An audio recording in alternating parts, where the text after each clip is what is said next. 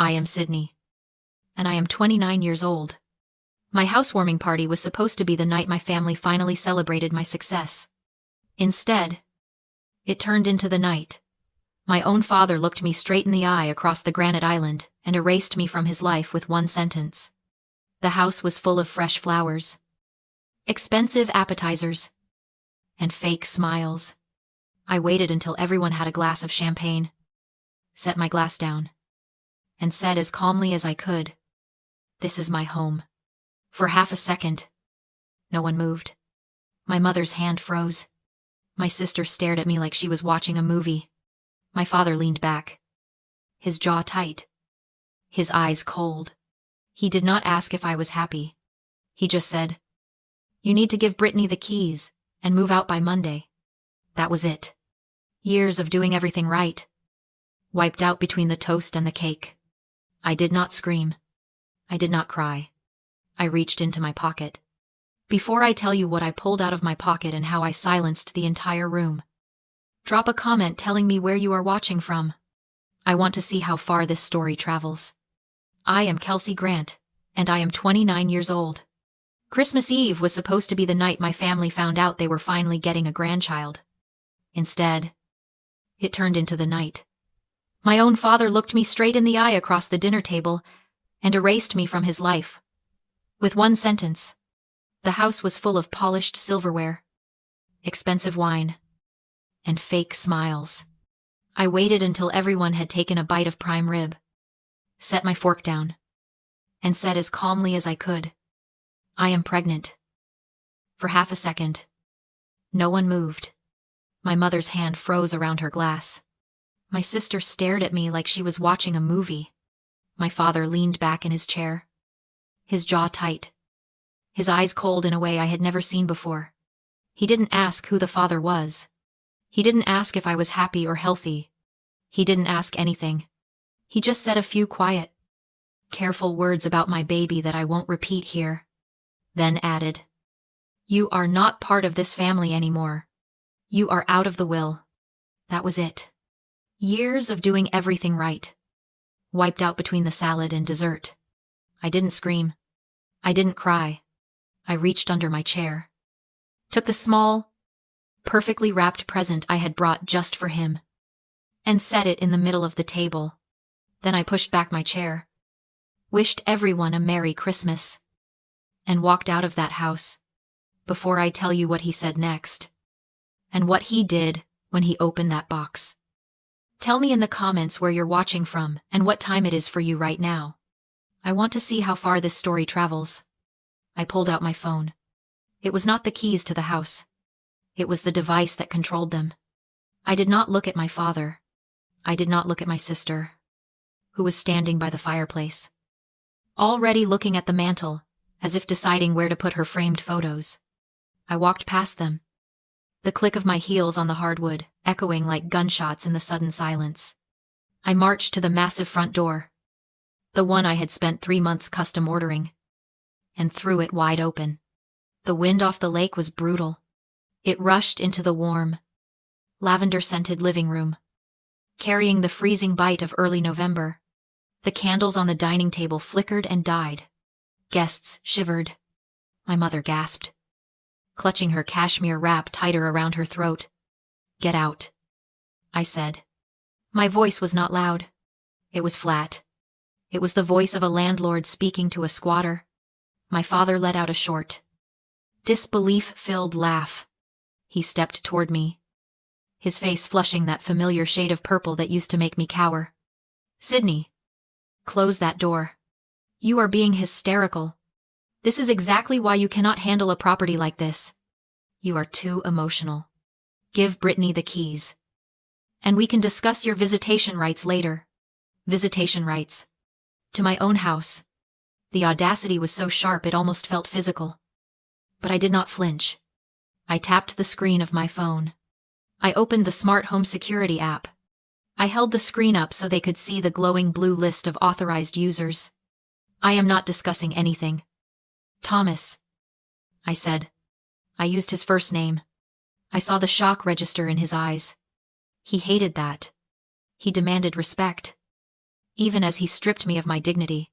My mother, Angela, stepped in then. She put on her soft, reasonable face, the one she used to gaslight me for 2 decades. "Sydney, honey, please. We are just discussing options. Brittany is fragile right now. She needs the water views to heal. You are so strong. You can live anywhere. Why are you being so selfish with your success?" There it was. The weaponized empathy. The idea that my strength was a punishment, and her weakness was a currency. I looked at my mother, really looked at her, and realized I felt absolutely nothing. The cord had been cut. "I am not asking again," I said. I looked down at my phone. I tapped the user labeled Parents. I hit remove. I tapped the user labeled Brittany. I hit remove.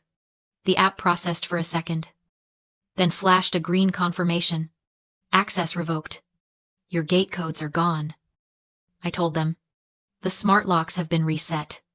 If you are not off my property in 2 minutes..." The silent alarm triggers a call to the sheriff's department. And since the sheriff is a personal client of mine, I doubt he will be sympathetic to trespassers. Brittany made a small, wounded noise, looking at our parents with wide, wet eyes. "Do something," she whispered. "She is kicking me out of my sanctuary." My father lunged for the door, trying to slam it shut. But I stepped into the frame. He stopped inches from me. For a second, I thought he might hit me. I almost wished he would. It would make the restraining order easier. "You are making a mistake you cannot come back from," he snarled. I looked him dead in the eye. "I made the mistake years ago when I gave you a spare key to my life. I am correcting it now." I pointed to the driveway. "Go." They left. It was not a dignified exit. My mother was sobbing about how I had ruined the family. Brittany was hyperventilating. My father was cursing. But they walked out into the cold. I watched their taillights disappear down the long, winding driveway. Then, I closed the heavy oak door. I turned the deadbolt. I listened as the electronic lock whirred and engaged. Silence. Absolute, heavy silence. It was just me, the half-eaten appetizers, and the cold air lingering in the hallway. I was alone. And for the first time in 29 years, I was safe. I locked the door and leaned my forehead against the cool wood. The house was finally quiet. No clinking glasses. No passive-aggressive compliments. Just the hum of the refrigerator and the rhythmic lapping of the lake against the dock outside. I walked into the kitchen and poured the expensive champagne down the sink. I did not want to drink it. It tasted like desperation. I walked through the empty rooms of my sanctuary. I did not buy this house because it was a good investment, or because the granite countertops were imported. I bought it because it was a fortress. I bought it because the lake creates a natural moat, and the driveway is long enough that I can see anyone coming a mile away. Growing up, our home was a minefield. You never knew which floorboard would creak and set off my mother's migraines, or which bill would arrive and trigger my father's silent, terrifying rages. I spent 18 years walking on eggshells. This house was supposed to be the place where I could finally stomp my feet. So why did I invite them?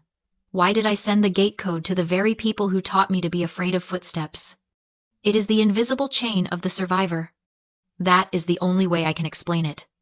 When you grow up as the spare part in a machine built for someone else, you spend your life trying to prove you are essential. I thought, if I became successful enough, if I became undeniable enough, the dynamic would shift.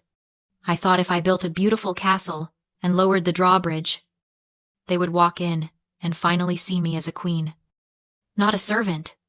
I thought my success could be the glue that fixed the broken vase of our family. I was wrong. They did not see a queen. They saw a resource. They did not see a home. They saw a spare battery they could drain to keep Brittany's chaotic life running. I sat on the white sofa, the one Brittany would have spilled red wine on within a week, and looked out at the dark water. I remembered being 12 years old, sitting at the kitchen table while my parents planned a trip to Disney World. They told me I was too old to enjoy it. So I would be staying with Aunt Madeline while they took Brittany. I remembered nodding. I remembered saying thank you. I remembered the feeling of being heavy, of being a burden that needed to be parked somewhere so the real family could be happy. That feeling had followed me for 17 years. It drove me to graduate early. It drove me to work 80-hour weeks until I made partner at my firm. It drove me to buy this house. I was trying to buy my way onto the family vacation. But tonight, standing in the cold air with my finger hovering over the delete button on my security app, the chain had snapped. I realized I was not a burden. I was the engine. And without me, their machine was going to grind to a halt. I went to the bedroom, my bedroom, the master suite, with the view I had earned, and crawled under the duvet. I did not sleep well. I lay there, listening to the wind, knowing that the silence was temporary. My father was a man who viewed boundaries as a declaration of war. My mother was a woman who weaponized guilt like a scalpel. They were not going to let me walk away with the keys to their retirement plan without a fight.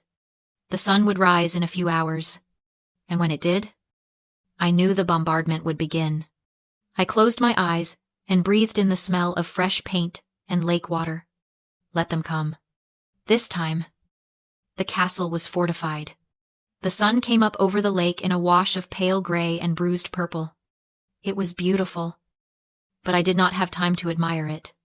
My phone had vibrated off the nightstand and onto the floor. The bombardment had arrived. I picked it up. 47 notifications. Missed calls from my mother. Missed calls from my father. A string of texts from Brittany that ranged from pleading to vicious. But it was the long, block text essay from my mother, Angela, that made me sit on the edge of the bed and put on my reading glasses. Sydney, I did not sleep at all last night. I hope you are proud of yourself. Your sister is in a very dark place. She has been crying for 6 hours straight. You know how fragile she is since the breakup. She told me she doesn't see the point of going on if she doesn't have a safe space to heal. You have 4 bedrooms. Sydney, you live alone. You are strong enough to handle a studio apartment or a condo in the city. You always have been. But Brittany needs the water. She needs the peace. By keeping that house to yourself, you are actively choosing to hurt her. If she does something terrible, that will be on your conscience forever. I read it twice. In the past, this text would have sent me into a spiral of panic. I would have called her, apologizing, offering to pay for a therapy retreat, offering to let Brittany stay just for the weekend, which would turn into forever. But today, I read it like an autopsy report. This is the trap of normalized cruelty. It is a concept I learned in therapy, but I never truly saw it until this moment. My parents do not see themselves as villains. In their minds, they are the balancers of the scale. They believe that because I am capable, I owe them my stability. They believe that because Brittany is a mess, she deserves my resources. They have normalized the idea that my pain is the necessary fuel for her comfort. They disguise their favoritism as fairness. They call it equity. Sydney has too much. Brittany has too little. So we will take from Sydney to give to Brittany. They do not care that I worked 80-hour weeks to get too much, or that Brittany spent her 20s partying to get too little. To them, my boundaries are not self-protection. They are acts of aggression. I scrolled down. There was a text from my father. Thomas, you have until noon to send the new gate codes. If you do not, I am removing you from the family trust. I am cutting you out of the will. You will be dead to us. I almost laughed. The family trust. The trust was a checking account that had been drained 5 years ago to pay for Brittany's second DUI legal fees. There was no money. There was only the idea of money that he used to keep us in line. He was threatening to cut me off from a dry well. I did not reply. I did not type out a defense. I did not remind them that I paid for their anniversary cruise last year. I simply took a screenshot of the texts. Then, I opened my laptop. If they wanted to talk about finances, we could talk about finances. But we were not going to do it over text message. We were going to do it with receipts. I logged into my bank account. I logged into the credit monitoring service I had signed up for 3 months ago but hadn't checked in a while. I wanted to see exactly what I was risking by being dead to them. What I found made the blood drain from my face. It wasn't just a dry well. It was a sinkhole. I stared at the screen, the blue light reflecting in my eyes. The credit report was a map of a life I had never lived. There were 3 credit cards opened in my name in the last 6 months, all maxed out. There was a personal loan for $50,000 taken out from a predatory online lender. There were inquiries from luxury car dealerships.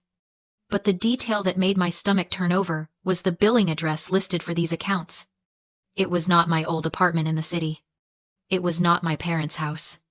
It was this house. The lake house. I had only closed on this property 3 weeks ago. I had been in negotiations for months, keeping it quiet.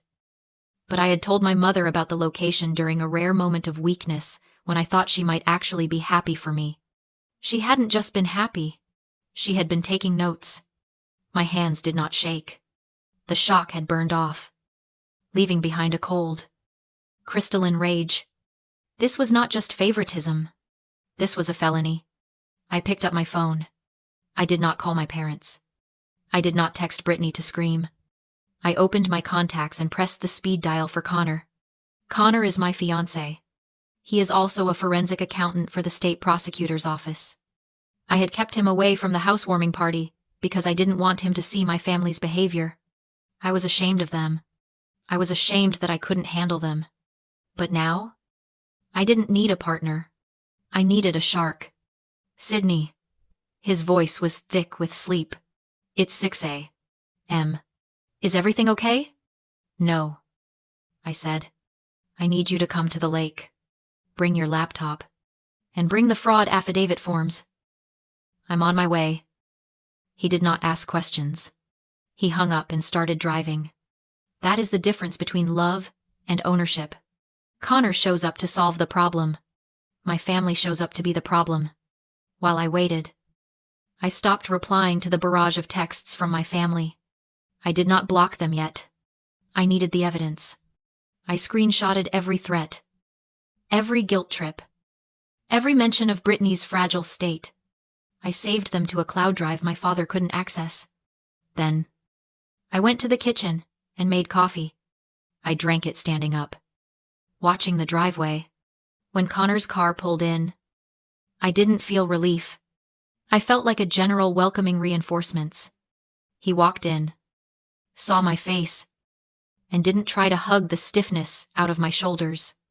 He sat at the island, opened his laptop, and cracked his knuckles. Show me, he said. Over 4 hours. Connor and I uncovered the truth. My identity hadn't just been damaged, it had been systematically exploited to fund a lifestyle Brittany couldn't afford. Loans in my name lined up perfectly with her Instagram posts flaunting a new wardrobe. Then Connor showed me the geotags. Photos taken on my dock. In my living room. Before I'd even moved in. She wasn't just stealing my credit, she was presenting my house as hers. It all clicked. My parents' panic wasn't about helping Brittany heal. She had leveraged my name and property to secure loans and build a false image of success. If I exposed her, the fraud would unravel, and criminal charges would follow. My parents weren't protecting her. They were trying to keep her out of prison. Instead of filing the police report immediately, I summoned them to the house under the pretense of handing over the keys. They arrived confident, entitled, convinced I'd given in. At the door, I handed my father a manila envelope. Inside wasn't a deed or lease, it was a draft police report detailing identity theft, wire fraud, and trespassing. Naming Brittany and them as accomplices. The power shifted instantly. I gave them one option: repay every dollar of debt in my name within 24 hours or face prosecution. They paid selling cars and jewelry not to save me, but to save themselves. When it was over, I changed the locks for the final time. Not out of fear, but for closure. Sitting by the lake that evening, in silence and calm, I understood something. Clearly, cutting them off wasn't failure. It was freedom. I didn't lose a family that day. I gained a future.